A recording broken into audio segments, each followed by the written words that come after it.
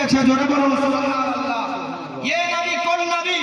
যে নবী পাক সাল্লাল্লাহু তাআলা আলাইহি ওয়াসাল্লাম এমন একজন পয়গম্বর মক্কার সরজমিনে যখন নবী মুস্তাফা সাল্লাল্লাহু আলাইহি ওয়াসাল্লাম আপনার জন্মগ্রহণ করবে, সেই মক্কার সরজমিনে অনেক আপনার গাছ ছিল, যে গাছগুলো মুর্দা শুকিয়ে গিয়েছিল।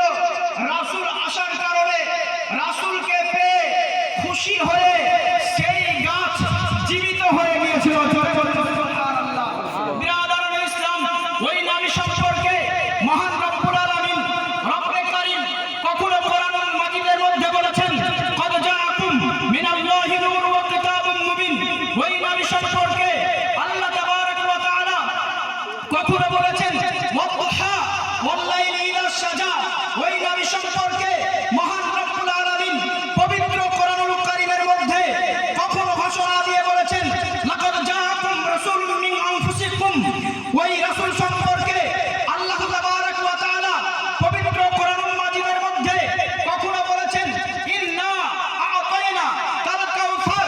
অতএব বোঝা গেল যে নবীর শান আল্লাহ তাবারক ওয়া তাআলা বাড়িয়ে দেয়। সেই নবীর শানকে যদি পৃথিবীর বুকে কোন মোল্লা কমাতে চায়, তার শানকে কমাতে পারবে কি গো? তার শানকে কমাতে পারবে? যে নবী সম্পর্কে আল্লাহ তাবারক ওয়া তাআলা নিজেই বলেন ওয়ারাফা'না লাকা যিকরাক। হাবিব গো, আমি আপনারই কারণে আপনার শান ও শওকতকে বৃদ্ধি করে দিয়েছি। জোরে বলুন সুবহানাল্লাহ। অতএব বোঝা গেল সেই নবীর জন্য আমরা খুশি হয়ে আজকে এই মিলাদুন নবীর আয়োজন করেছি। ব্রাদারনে ইসলাম, এটাকে কেউ শিরক বলে থাকে, এটাকে কেউ বেদাত বলে থাকে, এটাকে কেউ হারাম বলে থাকে। শরীয়তের দৃষ্টিতে নবীর জন্য খুশি মানিয়ে জশ্নে জুলুস, ঈদে মিলাদুন নবী, গরিব মানুষকে দান ও খয়রাত করা, বাচ্চাদের জন্য খাবারের ব্যবস্থা করা, লাইটিং আপনার জ্বালানো, নবীর মহব্বতে খুশি হয়ে শরীয়তের দৃষ্টিতে জায়েজ রয়েছে। এই সম্পর্কেই তো হযরতে মারইয়াম রাদিয়াল্লাহু তাআলা আনহা, হযরতে ঈসা পয়গম্বর আলাইহিস সালাতু ওয়াত তাসলিমের আম্মি জান হযরতে মারইয়াম রাদিয়াল্লাহু তাআলা আনহা আল্লাহর কাছে দোয়া করেন, আল্লাহুম্মা আনজিল রব্বানা আলাইনা। হে আমার রব, আমাদের উপরে অবতীর্ণ করো মায়েদাতাম মিনাস সামা, আসমান থেকে আসমানি খাবার। জোরে বলুন সুবহানাল্লাহ। হযরতে মারইয়াম রাদিয়াল্লাহু তাআলা আনহা তারপরে আল্লাহর দরবারে বলেন, আল্লাহ তাকুনু লানা ঈদান। এই খাবার পেয়ে লিআউয়ালিনা ওয়া আখিরিনা, আমাদের পূর্ববর্তী এবং আমাদের পরবর্তী সকলেই যেন খুশি মানায়। জোরে বলুন সুবহানাল্লাহ। তো আল্লাহর তরফ থেকে যে খাবারটা আসমান থেকে জমিনে আসে, সেই খাবারটা উম্মতের জন্য নিয়ামত না নিয়ামত। তো সামান্য খাবার যদি আসমান থেকে পেয়ে হযরতে মারইয়াম রাদিয়াল্লাহু তাআলা আনহা আল্লাহ তাবারক ওয়া তাআলাকে বলে, ওগো আল্লাহ, তুমি আমাদেরকে আসমান থেকে খাবার দাও, আমরা সেই খাবার পেয়ে ঈদ মানাবো, খুশি মানাবো। এবার বলুন, খাবারের চাইতে যেই নিয়ামত সবচাইতে বড়, সেই নিয়ামতের নাম নবী মুহাম্মদুর রাসূলুল্লাহ। পৃথিবীতে আল্লাহ তাবারক ওয়া তাআলা যাহা কিছু সৃষ্টি করেছেন, সমস্ত কিছুর চাইতে বড় নিয়ামত হলো নবী মুহাম্মদুর রাসূলুল্লাহ, তাই কি না? নবী মুহাম্মদুর রাসূলুল্লাহ। তো ওই নিয়ামতকে পেয়ে আমরা খুশি মানাবো না? কথা বোঝা গেল না?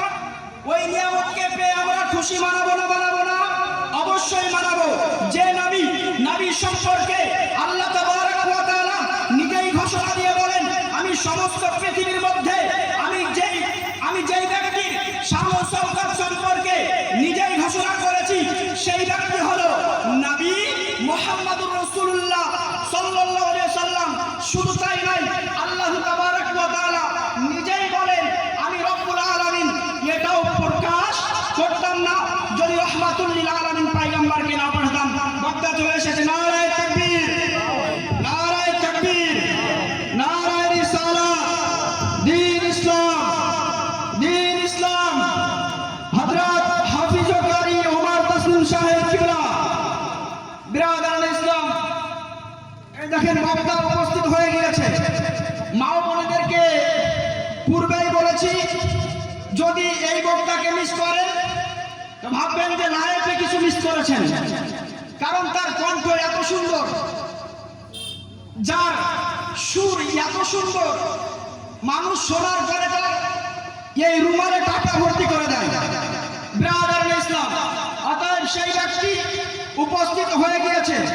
যদি তাকে বলি এই লাউড স্পিকারে কোরআন মাজিদ থেকে একটি পৃষ্ঠা আপনি পড়ে শোনান, আশা রাখছি মাহফিল ভর্তি হয়ে যাবে। তার এত সুন্দর তেলাওয়াত, তার এত সুন্দর সুর, তার এত সুন্দর কথা, তিনি আপনাদের সামনে হাদিস ও কোরআন থেকে আশা করছি খুব সুন্দর ভাষায়, খুব সুন্দর মিষ্টি সুরে তিনি বয়ান করবেন। আর গজল যদি শুনতে হয় অবশ্যই খুব তাড়াতাড়ি চলে আসবেন। বিরাদারান ইসলাম, লাউড স্পিকার আর বেশিক্ষণ আমি ধরে থাকতে চাই না। আল্লাহ রাসূল সাল্লাল্লাহু আলাইহি সাল্লামের আলোচনা যে জায়গায় হয়, যেই মাহফিলে কোরআনুল কারীমের বর্ণনা দেওয়া হয়, যেই মাহফিলে আল্লাহ তাবারক ওয়া তাআলার বয়ান ঘোষণা করা হয়, সেই মাহফিলটাকে জান্নাতি মাহফিল বলা হয়। আর জান্নাতি মাহফিলে কেবল কারা আসতে পারবে? যাদের নসিব ভালো, যাদের কপাল ভালো। আর যাদের কপালে গোবর পুরা, যাদের কপালের মধ্যে গু ভরা, তারা এই জায়গায় কখনো আসতে পারবে না। ওই মেলায় খেলা খাবে, কোথায় বসে গল্প করবে, চায়ের দোকানে আড্ডা মারবে, এগুলোই তাদের কপালে লেখা রয়েছে। তাই তারা সেখানে থাকবে। খুব এখানে ওখানে ফালতু সময় নষ্ট করেছেন, গুনহার কাজ করেছেন। আজকে এই জান্নাতি মাহফিলে এসে কিছু শ্রবণ করার পরে কিছু অর্জন করুন। আল্লাহ তাবারক ওয়া তাআলা আমাদের বলা ও শোনাকে কবুল করুন। আমিন ইয়া রাব্বাল আলামিন। বিজায় হাবিবিকা সাইয়্যিদুল মুরসালিন। এবার আপনাদের সামনে বক্তব্য রাখবেন তিনি শুধু মুর্শিদাবাদ নয়, শুধু ডোমকলজানা নয়, কয়েকদিন আগে বর্ধমানে জলসায় গিয়েছিলেন এই বক্তা, তার আগে গিয়েছিলেন বীরভূম। এইরকম কয়েকটা ডিস্ট্রিক্টে প্রোগ্রাম করে, তার আলোচনা আপনারা শ্রবণ করবেন।